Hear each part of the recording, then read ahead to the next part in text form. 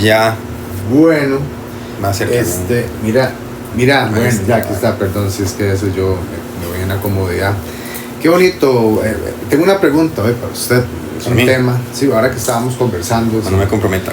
No. No, de eso se trata, un toque. Mira, también gallo tapado ahí, queda uno ahí crucificado, un toque. ¡Pla! Hablábamos del tema que me estabas contando ahora sobre la persona que te dijo y no lloré. Exacto. Qué importante, ¿verdad? Cuando... Llorar.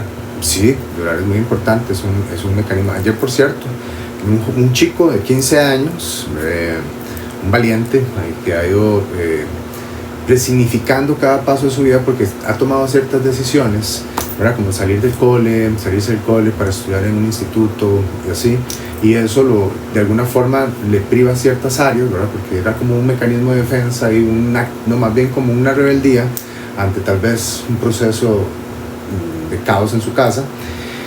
Y hoy que empieza ya otra vez el proceso de terapia, entonces empiezan a ver la importancia de socializar con otras personas y esto. Entonces me llama y me empieza a avisar que ocupa cita. Y cuando ya se está ahí sentado, se le ponen los ojos aguados y va a llorar y agarra el agua, ¿verdad? Y traga. Y se traga el primer nudo, ¿verdad? Así, ¡plá! Y me dice, es que el lunes, después de que salí con unos excompañeros, y me invitaron a una fiesta y pude interactuar con una chica y un montón de cosas, el domingo y el lunes y martes no he dejado de llorar. Y tenía años de no llorar, tenía por lo menos 3 años de no llorar, me dice él.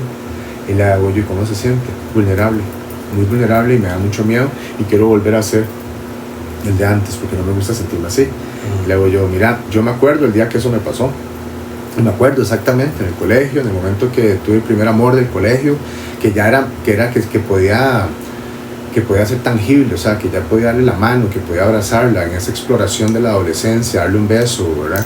Entonces eso inmediatamente activó un animal posesivo en mí, ¿de acuerdo? Pero no, de alguna forma sabía que no podía poseer. Y estaba en esa lucha, ¿verdad? Exponer mis emociones, abrirme y decir, mira, quiero estar con vos y me haces falta y quiero que esté aquí a la par mía. Pero no sabía cómo. Me acuerdo que en ese momento fue un profesor, una imagen muy positiva, me acuerdo de este profesor de inglés, y me dice, vaya, le dice, pero respire. Y yo llorando, y no sabía cómo hablar, y yo lloraba, y yo decía, yo quiero, que es que no sé, pero no sé, me siento vulnerable. Entonces fui, le hablé a la chica, y bueno, ahora es toda una historia. Y era lo que yo le decía a él, hoy se abrió una puerta nueva a unas emociones y ya me he vuelto atrás. Es ahora aprender a gestionar esta emoción nueva, ¿verdad? Porque se puede tornar muy posesiva, porque no saber cómo gestionarla, no saber cómo manejarla, lo puede poner a no querer que nadie más se lo quite, porque es algo de él. Entonces, tragó como 3 veces más, ¿verdad? Y bueno, no lloró así como ahí conmigo, pero para él fue una cosa llorar, y que no le gustaba porque eso le da vulnerabilidad. Le digo, no, todo lo contrario, más bien gestionando bien esa emoción y buscando un lugar seguro para poder llorar. Creo que eso va a ser una muy buena descarga. Juan Pablo, ¿cuándo fue la primera vez que usted confrontó su llanto, ¿verdad? Que no fuera una cosa... Porque hay mucha gente que cuando va a enfrentar una situación, que hay una confrontación, empiezan a llorar. ¿Te pasó alguna vez eso?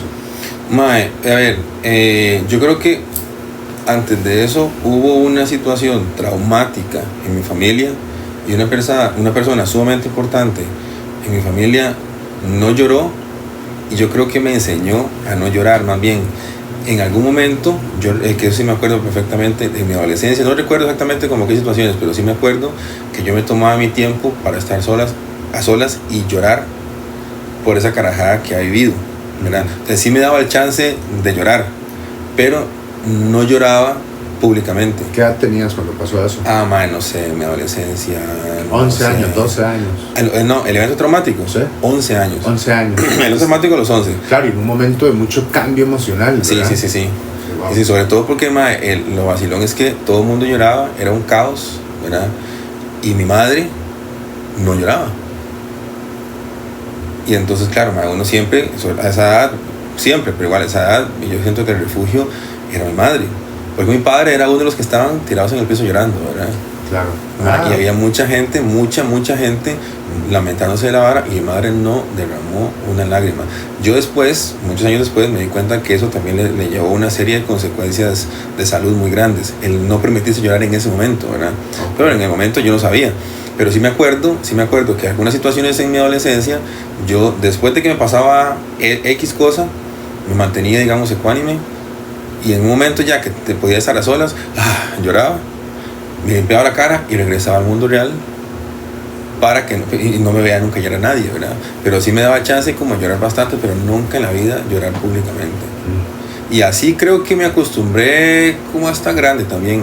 No tengo imágenes mías así tratando como hacer una memoria rápida, como en mi vida universitaria, como tratando de manejar una situación que se me vienen las lágrimas o llorando en público por alguna carajada, no lo recuerdo.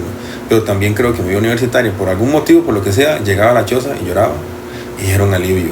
Okay. Llegar a la choza a llorar por no haber podido llorar en alguna situación apremiante pública. Casi te sostenías, te aguantabas en el espacio. Ajá. Para como no explotar. Exacto. Y buscaba usted su espacio aparte. Exacto. Y lloraba por aparte. ¿Tus hijos te han visto llorar? Sí. ¿Cómo se siente eso? No sé. ¿Cómo se siente? Sí. ¿Debería sentirse bien no, mal? No sé, pregunto, porque si tenés una línea en donde ibas aparte a llorar con tus hijos, que más bien fue tu mamá la que instauró esa cosa, ¿cómo lo viven tus hijos? ¿Cómo vivís eso vos con tus hijos? Es que yo me siento mucho más sensible desde que soy papá. Claro. ¿Verdad? Entonces, digamos, creo que desde siempre, desde que soy papá, digamos, hace casi 16 años, que lloro más tranquilo.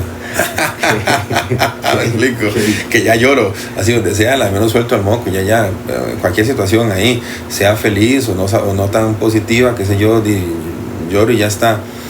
Y sí, creo que el chamaquillo chiquitillo no está muy consciente todavía ni de que existe, entonces nunca me ha visto como en una situación emocionalmente fuerte, pero mi hijo mayor sí. Él sí me ha visto en situaciones muy positivas y también en situaciones muy, muy bajas, pero nunca he conversado con esa vara, ¿sabes? Qué interesante. Sí, no sé qué representa para él el haberme visto llorar, que me ha visto llorar. Sí. Pero no tengo ni perra idea. Sí, que le pudo haber pasado por los ojos en ese momento, porque me vio chiquitico, me vio un poquito más grande también. Creo que eso es una muy buena pregunta, vamos, en el caso tuyo, con tu hijo, ¿verdad? Como sí. Más él que él está ahora, por la edad de 15, 16 años, debe estar en un proceso de mucha reestructuración de su masculinidad. Sí. Y bueno, procesos, ¿verdad? Entonces sería que, invitar a la gente que nos escucha, si nos escucha, que hagan esas preguntas, digamos, puede ser hasta la misma pareja, ¿verdad? O que uno se pregunta a sí mismo, ¿verdad? ¿Por qué me pesa tanto ver a mi papá llorar? ¿O por qué me pesa tanto ver a mi mamá llorar? Claro, yo veo a mi papá llorar, ya ahora para mí es más llevadero, me pone muy triste, porque sí, para que el viejo se suelta a llorar, ¿verdad? Ya es porque mal está abriendo algo mucho. Entonces, pero uno lo puede gestionar. Es que antes era una cosa, ¿verdad? Que uno decía, ay, madre, está llorando, madre, ¿qué estará pasando, verdad? O sea, pero ya uno entiende que es parte de la cotidianidad, de la normalidad y de la humanización que hay que hacer de esa persona, ¿verdad? Pero también vienen esos procesos también cuando es que una cosa es llorar y otra cosa es ser un llorón. Sí, y entonces para mí, o sea, la expresión del llanto siempre va a ser una soltar energía, ¿verdad? De lo que usted esté sintiendo emocionalmente. Pero hay veces que se vuelve como un mecanismo de defensa para no confrontar situaciones. Entonces es ese papel que cuando tal vez de niño o niña venía un regaño o venía te iban a poner un límite, o tal vez que no se sabía gestionar porque daba mucho miedo, el regaño o lo que fuera, entonces uno lloraba. Entonces con el llanto inmediatamente muchas veces se regulan a las otras personas que están al frente. No sé si te ha pasado que cuando vas a tener una confrontación la otra persona empieza a llorar, ya uno baja Y uno, ay, puta, ahora ya... Depende. En mi caso yo me ha frenado como, mucho, ¿verdad? Listo. O hay otro que ya tal vez sí se vuelve... Es que como todo, ¿verdad? Todo va a tener varias respuestas cuando es una cotidianidad del tiempo.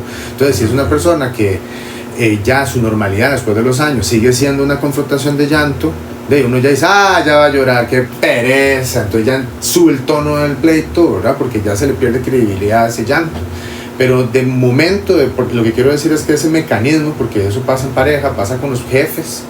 Cuando el jefe llama a la oficina y le dice, mira, ¿qué está pasando con tu rendimiento? ¿Verdad? O ese famoso 1-1, 1-1. Y entonces la gente, cuando ya tiene que decir lo que dice, se quiebran y empiezan a llorar, ¿verdad? Entonces, muchas veces me pasa en consulta que las personas me preguntan, Bernie, ¿cómo hago para no llorar? Entonces uno empieza, dependiendo la personalidad y el estilo de vida, a generarle estrategias. Algunos es, mira, a vos te gusta tomar café, y a esa persona que vas a ir a hablar, que está tú a tú con vos y tenemos que ir a arreglar algo en el trabajo, llévale un café y lo pones en un espacio más seguro para vos. No entres de frente, sino más bien entrar con algo más suave y después hablarse más mal. Y ahí uno va acomodando qué lenguaje usar a nivel emocional dependiendo de las circunstancias, ¿verdad? Y ir educándose, pero lo principal es tomar conciencia de dónde viene, digamos, ese mecanismo que frena. Porque hay veces que simplemente la gente empieza a llorar y ese enojo, y es que el enojo, y lloro de enojo porque claro, al final ese llanto ya no te dejó decir nada. Entonces, antes de llegar ahí, tal vez es que el enojo no hay que hablarlo en el momento. Tenés que darte por lo menos unas 2 horas, 3 horas para poder gestionar bien y decir, bueno, podemos hablarlo en 2 horas. O hasta días, dice, si necesitan más tiempo. O decirle, mira, sí, ocupo un poquito más de tiempo, pero miras que cuando es en relaciones de pareja o en la interacción con personas, no es tan sano que sean días, porque eso puede gestar ansiedad en la otra persona. Entonces sí hay que poner un tiempo claro y que eso no afecte tanto la cotidianidad. O sea, si ya tenemos un tiempo para hablar, okay, no nos tiremos tan duro, ya, ¿verdad? O sea, pero entonces ya mucho tiempo no es sano, ¿verdad? Porque la otra persona empieza también a procesar qué está pasando, por qué hay que hablar, y empieza entonces uno a generar un sobrepensamiento, ¿verdad? Entonces no es tanto años. Entonces, bueno. Ahora, pero vean, en el contexto laboral, por ejemplo, ¿qué podría significar un llanto también? O sea, si vos como jefe llamás a una subalterna, la reprendes, digamos que tienes que hacerle una llamada de atención para alguna carajada, inmediatamente la otra chica se pone a llorar, ¿de qué significaría para vos eso? Mira, es como el papá regañándola, ¿verdad? O sea, si podemos hacer un análisis, es la figura de autoridad, y entonces también hay formas, ¿verdad? Bueno, si el jefe llega y vamos a ver. Es que, exacto. Vamos a ver, si el jefe llega y me pega una gritada horrible y todo, y tal vez uno realmente se va a frustrar mucho y va a llorar. Pensemos en una situación que no sea tan violenta, ¿verdad? Que no medie esa parte, sino que más bien soy yo el que, sé que quiero confrontar, y donde yo voy a confrontar no puedo porque empiezo a llorar. Entonces la otra persona, ¿qué hace? Porque, estamos conversando, pero inmediatamente lloras porque estás muy enojada, en ese punto. Obviamente, si yo sé que me va a violentar, me va a detonar todos mis pasados, ¿verdad? Si soy una persona que fue agredida por mis figuras de seguridad o vínculos primarios, que papá, mamá y me agredieron, es muy probablemente yo crea que todas mis figuras de autoridad me van a agredir, y probablemente por ese patrón de agresión siga gestando situaciones en donde me pongo en eso, ¿verdad? En eso sí. Pero yo hablo más bien cuando es una situación promedio de confrontación en donde tenemos que ponernos de acuerdo y en donde yo tengo que decir lo que quiero y siento, me desbordo en llanto, ¿verdad? Entonces es muy bonito cuando llega el paciente y le dice a uno, mira, esta vez pude hablar con mi compañero de este problema que me estaba quejando y no lloré. Y dice, muy bien, ¿querías llorar? Sí, yo me estaba ahogando, pero ya lo gestioné mejor porque no lo hice en el momento, sino que busqué un espacio en el almuerzo, entonces yo lo invité a un helado, entonces pudimos conversar y ves, perfecto. A eso me refiero. Ya cuando son más cuestiones de violencia, sí, hasta yo me acuerdo cuando llegaba, me acuerdo una profesora, una vez llegó y usted no sabe nada, qué estupidez, vaya hasta que aprenda, realmente venga y me puede hablar de esto. No, gritado, ¿verdad? Entonces sí, al frente de todo el mundo. Entonces, esas cuestiones lastiman mucho. Entonces, ¿qué pasó? Ya las próximas veces sí aprendí, ir un poco más leído de todo, pero ¿de qué forma? ¿verdad? ¿Cómo lo repliqué después yo con otros alumnos? Ya, por dicha uno va a terapia y gestiona esas cosas. Pero es que es difícil, ¿verdad? Porque si uno no gestiona bien, no se gestiona bien emocionalmente y se le salen las lágrimas, por el motivo que sea, ¿verdad? Porque puede ser una contentera, puede ser también una mala experiencia, un susto, lo que sea. Dima, es difícil. ¿Qué me provoca a mí eso y cómo lo toma la gente? Es que Dima, es una vara de nunca acabar. Sí, es un círculo. Sí, es una vara de nunca acabar, porque hay gente que puede ver de una manera empática, tuvo una emoción fuerte, démosle chance. Pues hay gente que me hace más un pendejo. Sí. Y hay que aprender a lidiar con él. Por eso, es que ahí es donde tenemos que aprender a lidiar con eso, y por eso cuando vemos que si es una cuestión porque lo más usual es que si es algo muy repetitivo, al principio vayan a ser empáticos con nosotros, pero si es algo que es constante en la línea, va a llegar un momento donde eso ya no es funcional, te está generando una disfuncionalidad social. Entonces es ahí donde tienes que ir a sentarte a nivel terapéutico y también decir, ok, ¿será que esos son los espacios que yo puedo manejar emocionalmente? ¿Por qué no los puedo manejar emocionalmente? ¿O cuál es el que sí puedo manejar emocionalmente? Pero para eso sí te tienes que ir a sentar. ¿Ves? Que a veces no es que tenemos que tener una situación mental grave como para ir a sentarnos con el psicólogo, ¿no? Estos pequeños detalles que son grandes pueden estar generando hostilidad a nuestro alrededor. Entonces, creyendo que es que la gente no es empática, ¿no? Es que probablemente es muy difícil poder hablar con vos. Entonces, qué difícil eso, entonces se vuelve todo muy tenso, porque es el famoso techo de cristal. No se le puede decir nada porque inmediatamente es llanto. Entonces, ahí qué es lo que hay que hacer cuando usted ya ve que ese es el entorno y toma conciencia, ir a sentarse a hablar con alguien, que es lo que hace que te vulnerabilices de esa manera en el entorno. Eso es lo que me refiero yo a la hora de buscar ayuda, cuando ya es una cuestión, un mecanismo constante a la hora de interactuar con las personas.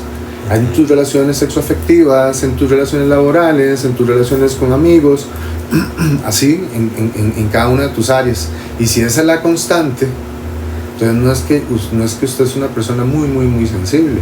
No, es que realmente no está sabiendo gestionar el entorno. ¿Y el otro extremo? ¿Cuál otro extremo? Negarse el llanto como si estuviéramos pretendiendo controlar las emociones. De eso va a cantar. O sea, todo en exceso, todo polaridad, nos va a llevar a situaciones sociales complejas, problemas. Si usted no llora, va a llegar un momento en donde vas a sentirte muy incómodo, no vas a poder parte de lo que nos hace humanos es la empatía. Y ese acompañamiento, y a veces el no poder soltar ese llanto, lo volvemos ira. Como este adolescente estaba muy enojado, en donde más bien empieza a llorar, se siente raro porque no puede andar todo así, sacando caja y marcando todos sus músculos, ¿verdad? Entonces se vuelve una pared para usted poder realmente mostrar qué es lo que está sintiendo. Y hay que tener cuidado también entonces con el no lloré, porque si en ese contexto me dicen, es que no lloré. ¿Qué le pasó a su mamá? De llore. A mi mamá, ¿sí? Cualquier montón de problemas de salud. ¿Como cuál uno? Problemas físicos, problemas de articulaciones, un montón de carajadas que tienen que ver, con movilidad, cosas que ella necesitaba, movilidad, sí, principalmente, manos, cadera, qué sé yo, para sus funciones. Eso se fue atrofiando con el tiempo. Y no fue una cuestión de edad, ahorita tiene una edad muy avanzada, pero en su momento fue por no llorar. Sí, y vieras que cuando uno guarda enojo y no llora, llega un momento en donde ya no puedes hablar. Sí. Porque todo es muy pesado, entonces hasta te vulnerabilizas mucho, te pones como un papel muy de víctima, porque cualquier toque, estoy muy calmado, ando ahí muy sumiso para que no me toquen. Porque si me tocan exploto. Hay que tener mucho cuidado con eso. Sí, pero es que yo trabajando con adultos mayores, ¿sí? Yo he visto en algunos señores, digamos, que son muy sensibles y que se toman, creo yo, en estos momentos la oportunidad por fin de ser sensibles. Como que en algún momento ellos pertenecen a una generación donde tal vez la sensibilidad masculina era tomada como un punto débil, ¿verdad? Sí. Socialmente. Y ahora ellos en cierto momento de sus vidas o a cierta edad, ya ellos se toman más el chance como de disfrutar del llanto, ¿verdad? Como que están contentos y abrazan a la gente y lloran y mira, hace rato no escuchaba esa canción, y se ponen a tocarla y se le ponen los ojos llenos de lágrimas, ¿verdad? Que lo disfrutan diferente, se dan la oportunidad de ser sensibles y eso se les sale por los ojos. Sí, sí. Es muy interesante. Sí, qué lástima no llorar, ¿verdad? Sí, vea que esto que estás hablando de los adultos mayores, también es que hay una etapa. Hay un autor que se llama Erik Erikson, y habla de que hay ciertas etapas en donde uno tiene que ir gestando ciertos logros, ¿verdad? Entonces, un ejemplo, en la etapa de los adultos mayores, que va entre los 60, 65 para arriba, ellos lo que hacen, en lugar de ir ya como hacia adelante, es como que frenan. Un ejemplo, es una metáfora, que frenan y lo que hacen es más bien ver para atrás y qué hemos logrado. Entonces, cuando ves estos señores que nunca iban a la misa, que hay muy bravos en la vida, que yo puedo solo, ya pidiendo ayuda, viendo a ver, reconociendo hijos que dejaron botados ahí, entonces, pues, porque ya ahora más bien es el miedo a qué va después de la muerte. Entonces, esa etapa es integridad contra desesperación. Si logro integrar todo lo que sí hice en la vida y estoy pleno con eso, o me desespero porque ¿qué fue lo que hice? Esta fue la vida que dejé, ¿verdad? Entonces entra en esta confusión, entonces se asustan.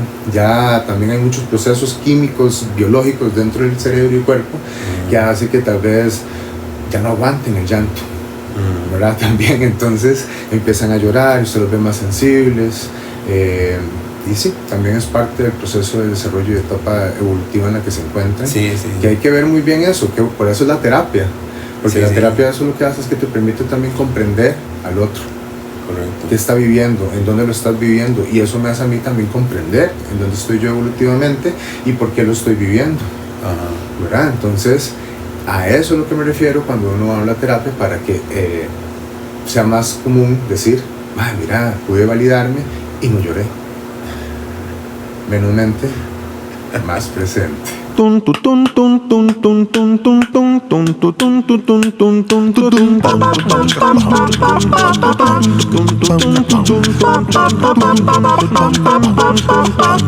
Para